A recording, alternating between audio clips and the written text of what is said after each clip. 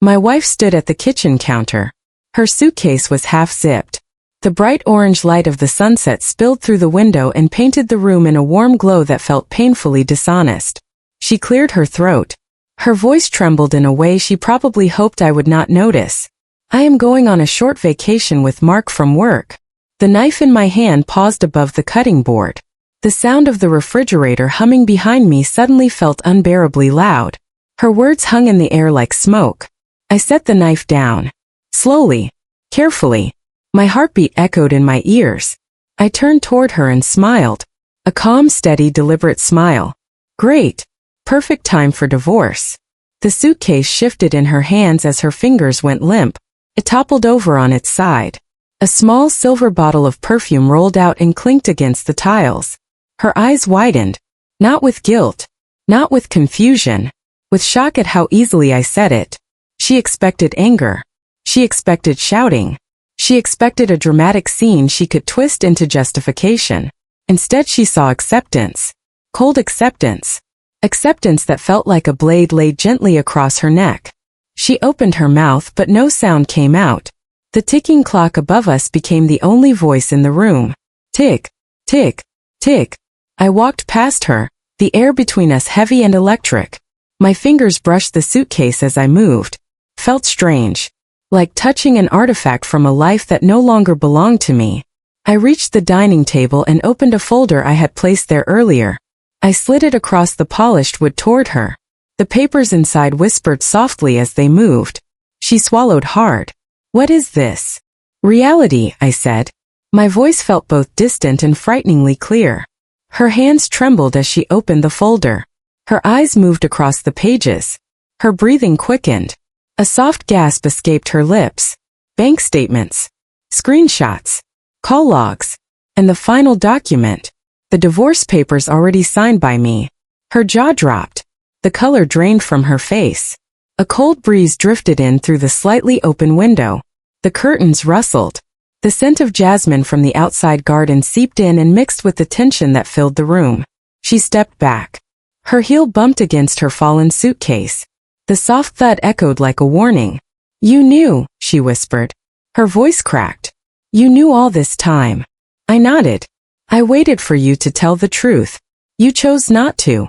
She closed her eyes for a moment. Her eyelashes trembled. Her breath came out uneven and sharp. When she looked at me again, there was something new in her expression. Not guilt. Not sorrow. Fear. The kind that settles deep in the chest. The kind that comes from realizing the person you underestimated has already moved far beyond you. I picked up my jacket from the back of the chair. The soft fabric brushed against my hand. Felt strangely freeing. I will leave shortly, I said. You can stay tonight. The lawyer will contact you in the morning. My steps echoed through the hallway as I moved toward the front door. Floorboards creaked softly beneath my feet. The house felt different now. Lighter. Colder. Quieter. Just as my hand touched the door handle, I heard her voice behind me. A voice filled with desperation. A voice that finally understood the gravity of her choices. Wait. Her footsteps hurried toward me. The faint scent of her perfume reached me. A fragrance that once made me feel at home. Now it felt like a distant memory struggling to survive. I did not mean for this to happen, she said. She reached for my arm but stopped just before touching me. Her hand hovered in the air, trembling, searching for a connection that no longer existed. I turned my head slightly, just enough to see her out of the corner of my eye. Her face was pale. Her lips quivered. Her pupils were wide with dread. What exactly are you trying to save? I asked. My pride? My comfort? Or the life you thought I would never walk away from? Her breath hitched. She took a step back. Her shoulders collapsed inward. The illusion of control she once carried shattered like glass on the floor. The hallway fell silent.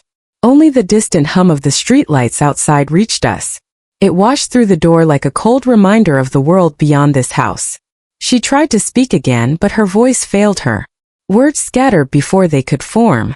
Her silence told me everything she refused to admit. I opened the door. Cool night air flowed in, lifting the edge of her hair. The outside felt vast and open. The inside felt small and suffocating.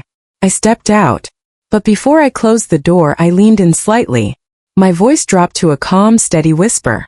A whisper she would remember long after this night ended. This was your vacation. I am simply choosing my freedom. The door clicked shut. The sound echoed through the quiet street. Final.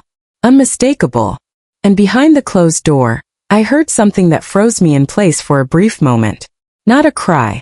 Not a shout. A single sharp sound that revealed everything she never said. The sound of her knees hitting the floor.